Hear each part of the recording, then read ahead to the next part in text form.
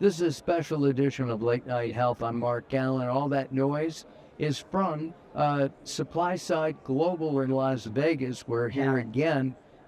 We have been for years, and we're going to be speaking with some very special people today.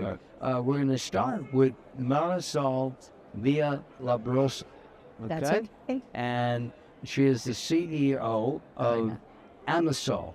And Amasar is it's a flour company. Was that? But there's going to be more. So, why do we need more flour? Is this a special flour?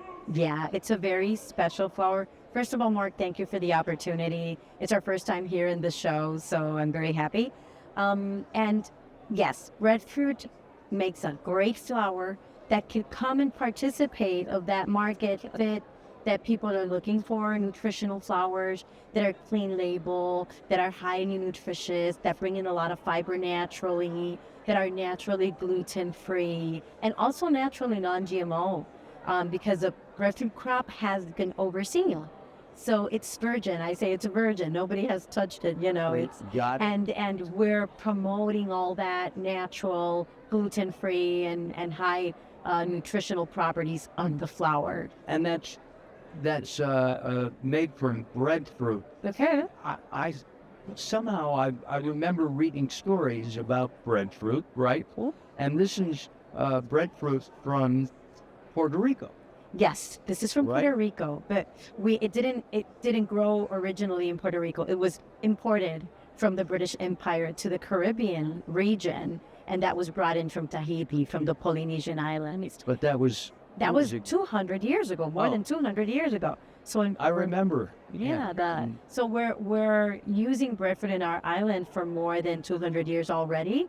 Very grateful of all that it has been doing for our people.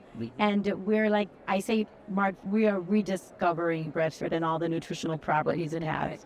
Was that brought to the island, to Puerto Rico, to help with providing food?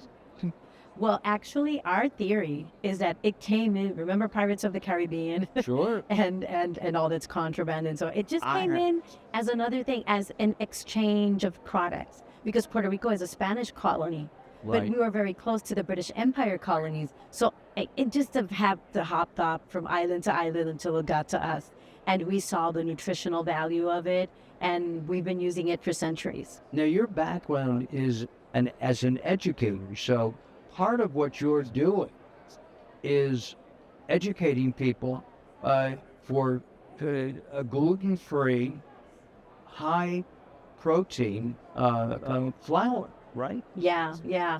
I'm a mother of three. I'm a breastfeeding educator. I always was looking for the best ways to feed my family. And being an island that imports a lot of things, it was difficult. So I was always looking for good things. So I think that was there, always present in the back of my mind. But I'm a daughter of a farmer, and my husband as well. So we wanted to do something in farming, and that's how everything got together. And we decided that we would work with breadfruit because we saw it was a underseen superfood that we had in the island. And I said, well, let's do something with it. Let's see how it turns out. And we began doing these flours, and everybody was amazed with the pancakes and with the waffles. So we knew we had something, and we decided to go into deep in that. And right now we have a big farm with a lot of breadfruit trees, but we also make cooperations with other farmers. So we purchase from more than 30 farmers in the island. Oh my. And we're doing all this amazing flour with it. You do 3 different varieties, right? I know I mentioned protein. What are the other 2? We have an all-purpose one that you can easily use as a substitute for any other all-purpose flour. We do brownies, the best banana nut cake, made out of breadfruit. We even bread the chicken. So I'm promoting that we're doing gluten-free chicken and waffles. And I bread the chicken with our flour. So that's all with the all-purpose. We have a regular pancake mix, which is an award-winning that I mentioned about the Sophie Award. And then we have the high-protein version because we understand that people want more protein. But then our product is unique because it gives you a lot of protein but a lot of fiber that comes with the breadfruit naturally. And what about the taste? Because let's face it, a lot of gluten-free products don't taste good. I know. that's what I most like about the product, Mars, because people say, I can't believe it's gluten-free. And it's because of the properties of the breadfruit in itself. Remember, it's called breadfruit for a reason. And it's when the sailors of the British Empire first encountered the breadfruit, they would bake it in a pit, and the sailors would say, it smells like bread. And that's why they called it breadfruit. Got it. So it shares this intrinsic properties, kind of like a starchy food, like a potato, but it has more taste to it, and it has a more nutritional value to it as well. So I think it's because of that it tastes so good, because that's very important. And you told me that if it's allowed to ripen, okay, it's sweet. Yeah. I like sweet fruit. Yes. Right? Yes. And is it still healthy? When Super healthy when it's ripened. For those people who have tasted sour sop, that's more or less the taste it has when it's fully ripened. We use it in the flour when it's midway, so that we're able to like manage the fruit and work with it and dehydrate the pulp of the fruit. But it's very, very good when it's ripened as well. We do juices and smoothies with it when it's fully ripened. and it's related to jackfruit, which is an ugly fruit. Well, breadfruit, it's a little prettier. It looks like a dragon egg, but it's rounder. But then they're of the same family. They're of the same moraceous family. But breadfruit is Artocarpus altilis, and jackfruit is Artocarpus heterophilus. They share. I wish I could say. They share all that nutritional value. It has the main groups that we need, the 20 amino acids and the 9 essentials and so on, super high in fiber. But then breadfruit is milder in taste. And jackfruit has a kick to it. Breadfruit is more neutral, so I think that's a plus to it as well. It does have like its own taste to it, but it's very, very simple. Could breadfruit be used like jackfruit? I mean, the jackfruit is used as a meat substitute. Yes, often. the answer is yes. That's a total new line that we're evaluating as well. I decided to work with the flour because breadfruit is highly perishable. It ripens very, very quickly. So we said, what can we do with it that it will last longer? And that's where we decided to do the flours, because now you have a longer shelf life. Can we here in the U.S., I'm based in California, can we get fresh breadfruit or no? We could. It will have a lot of steps into it. A dropping of temperature, bringing it in a cooler container. We could also do other types of products, like if you do blanching and you freeze it, it'll be okay. But you have to do these other processes because it's delicate. It's delicate. It's delicate. It is. It's delicate. All right. How did you decide to go from farm to bag, if you will? Well, my husband is a chemical engineer, so he would work in the pharmaceutical industry for more than 20 years. But we both grew up in farmlands, in farming projects. So we were party even of the Future Farmers of America. I love the organization. Oh my. Yes, and that was part of our formation. We as newlyweds, we purchased the farm. We have the breadfruit growing now. We knew we would do something with farming, but then your question is that how do we put it as a value-added product? We decided that we need to do that step, and we had the capacity because my husband came from the pharmaceutical industry, so he knew a lot about processing and manufacturing, and we put everything together. How many I don't know if you count the trees or the acreage.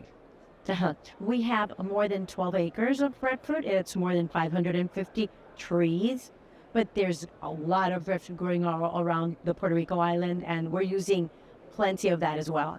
So, and it's non-GMO, which is really it's naturally non-GMO. Nobody has done anything genetically speaking to the plant, to the breadfruit tree. So that's another plus to it, and again, naturally gluten-free. Why did you decide gluten-free? Any issues in your own family?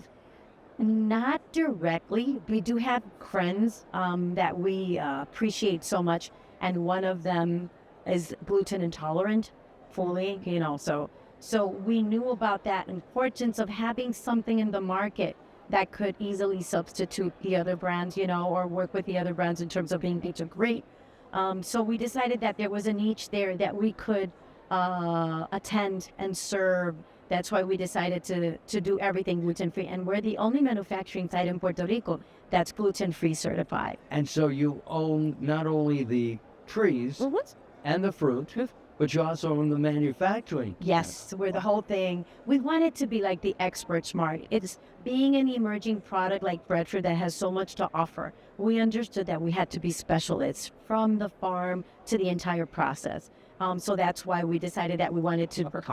It's not easy. No. It's not easy. But now we're just focusing on bringing more farmers to grow more breadfruit so that we can use our breadfruit, but then the breadfruit of other farmers, and we can outsource. That's also like a good move in terms of having breadfruit in different areas of the island that we could use, and be more resilient in terms of if there's a drought in a specific area, but you would have breadfruit in the other. So that's what we're working on. And breadfruit is really unique in that you can use it for different things. For example, the chicken that was mentioned, and Marisol told me that she uses it to thicken soup, right? And for gravies. I also do desserts with it. I do flan. Here it's very popular, and it's made with the breadfruit flour, and it doesn't have any cheese in it, but people say, this has to have cheese in it, and I say, no, it's the breadfruit that brings the creaminess to the flan. So again, it's just... I thought flan was egg. It's eggs, and it also, some people put cream cheese in it, and the milk. So yeah, I don't put any cream cheese in it, just the eggs and the flour, and it turns out marvelous. Ooh, I can't wait. She also has a waffle recipe. So you've got the waffle and ceviche, which is marinated raw fish. Yeah. You know that in Puerto Rico, we do bacalaitos. That's a codfish fritter. So I'm doing it with the pancake mix. And I don't fry it. What I do is more like a crab cake, but with bacalao. A saute. Yeah, and I just saute it, and that is the Turkish. All right, we're going to have you on our cooking show, Mark Alyn's Culinary Adventures, and we'll do that in the next few weeks. Thank you very much. Is there a website that people can look at? Please follow us at Amasar, AMASAR.net. There's a lot of recipes. There's the whole story of how we began and everything, and a little bit of those people that like history. There's also where the breadfruit came from and how it came from. So more than welcome to hear your questions and answer them. So thank you, Mark. And you're welcome. And you have 3 kids. I have 3 beautiful children. And do they help pick the breadfruit? They help me do all the recipes, and they're the number one consumers. They obviously don't purchase any other flour, but then they're always, hey mom, I discovered this and I did this new recipe. So they help me a lot in marketing and in, for example, the packaging, designing the packaging, because they're very invested in that as well. Got it. All right.